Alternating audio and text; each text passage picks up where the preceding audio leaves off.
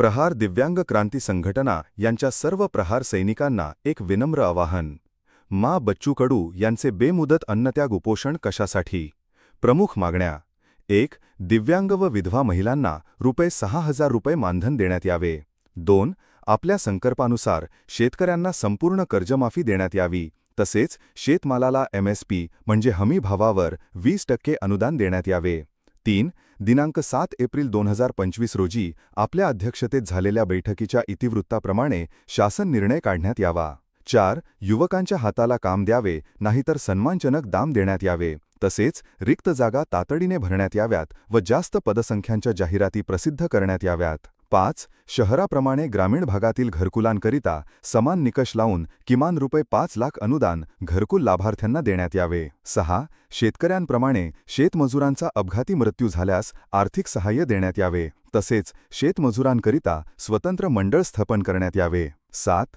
पेरणी ते कापणीपर्यंत मजुरीची सर्व कामे MREGS मध्ये घेण्यात यावे. तसेच फळ पिकांना 3:5 रेशो लावून दुग्ध व्यवसायसुद्धा MREGS ला जोडण्यात यावा. हे जर होत नसेल तर तेलंगणाच्या धर्तीवर एकरी ₹10,000 मदत किंवा भावाचा चढ-उतार निधी देण्यात यावा. 8.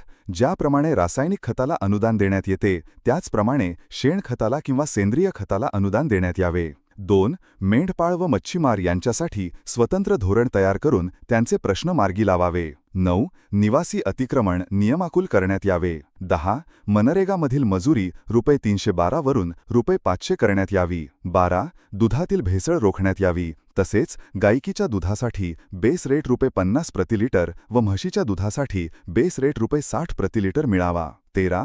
कांद्याचे दर स्थिर राहावेत यासाठी किमान ₹40 बाजारभाव होईपर्यंत निर्यातबंदीचा निर्णय करू नये.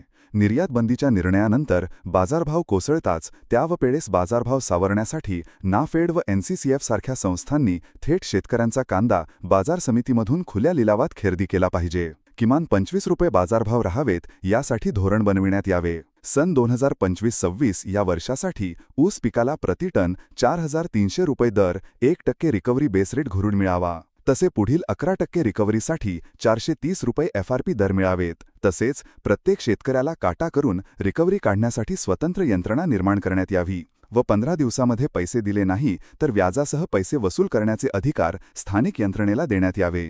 8 जूनपासून राष्ट्रसंत तुकडोजी महाराज महासमाधीजवळ गुरुकुंज मोजरी ता तिवसा जी अमरावती येथे बच्चू कडू हा माणूस आपल्यासाठी उपाशी आहे. तुम्ही आनंदात घरी आहात, स्वतःच्या कामात आहात. आज हा एकटा माणूस आपल्यासाठी भांडतोय. हा थांबला किंवा संपला तर तुमच्या आमच्यासाठी कोण भांडणार? तुम्हाला जाग येईल का? माझी पेन्शन ₹6,000 झाली पाहिजे. माझ्या शेतीमालाला भाव आला पाहिजे. शासनाच्या सर्व योजनेचा लाभ मला मिळाला पाहिजे. माझे जीवन सुखी झाले पाहिजे असे आम्हाला वाटत असेल तर तो आपला भ्रम आहे. कारण प्रत्येकाने आपल्या अडचणीसाठी आपल्या प्रश्नासाठी स्वतः भांडायला पाहिजे आणि आपले हक्क स्वतः मिळवायला पाहिजेत. त्यासाठी या माणसाने उभा केलेल्या आंदोलनाला आपण साथ देऊन या सरकारच्या विरोधात दंड थोपटले पाहिजे आणि त्यांना दाखवले पाहिजे सगळीच माणसे सत्तेसाठी व तुमच्या ईडीच्या भीतीसाठी लाचार नसतात. अजून गोरगरिबांचा वाली जिवंत आहे आणि तोच गोरगरिबांचा वाली म्हणजे आदरणीय बच्चूभाऊ कडू. बच्चूभाऊ एक हिमालय आहे. आम्हा अनाथांचा, अपंगांचा आणि निराधारांचा एक वादळ आहे या सरकारच्या विरोधातलं. मग भाऊ उपोषण बसले तर आपण घरात का बसायचं? आपण पण त्यांच्या खांद्याला खांदा लावून हे उपोषण यशस्वी केले पाहिजे आणि या ढोंगी सरकारला दाखवून दिली पाहिजे शेरा अभी जिंदा आहे. त्यासाठी तुम्ही भाऊच्या आंदोलनाला मोठ्या संख्येने उपस्थित राहून सहकार्य केले पाहिजे आणि या आंदोलनात सहभागी झालं पाहिजे. आम्ही येतो या आंदोलनासाठी. तुम्ही पण येणार आहात का? होय, आम्ही सर्वजण येतोय आंदोलनासाठी आणि तुम्ही पण या निष्ठुर सरकारला गाडण्यासाठी. जय बच्चूभाऊ, जय प्रहार.